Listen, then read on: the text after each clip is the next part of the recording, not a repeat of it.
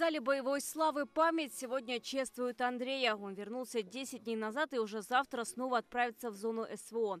Здесь его родные, ветераны боевых действий, представители общественных организаций, студенты.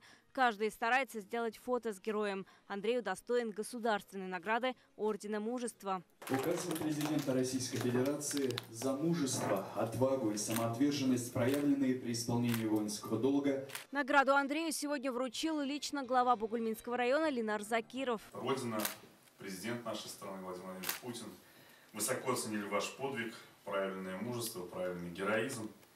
Вы снискали уважение, боевую славу, являетесь примером стойкости и мужества для всех наших вооруженных сил и, конечно же, для всех жителей нашей республики. Андрею 47 лет. Он ушел на СВО добровольцем в составе отряда «Барс» в июле. У нас уже все ребята бывалые, уже не первый раз на территории Украины. Кто-то сам с Украины. Уже они еще начинали с 2014 года. Кто-то чуть позже, кто-то чуть раньше. Поэтому у нас одно настроение. Только вперед и до победы. Слова благодарности и маме военнослужащего за воспитание мужественного и храброго сына. Очень горжусь своим сыном, очень горжусь.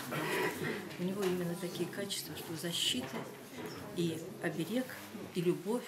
Это было на Херсонщине, стык Херсонской и Николаевских областей.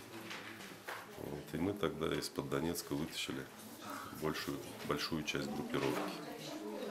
И малыми силами, так сказать, пытались их удержать. Андрей приехал домой к родителям. Краткосрочный отпуск завершается. Уже на этой неделе он вернется в зону СВО. Вероника Гайнудинова, ТНВ, Бугульма.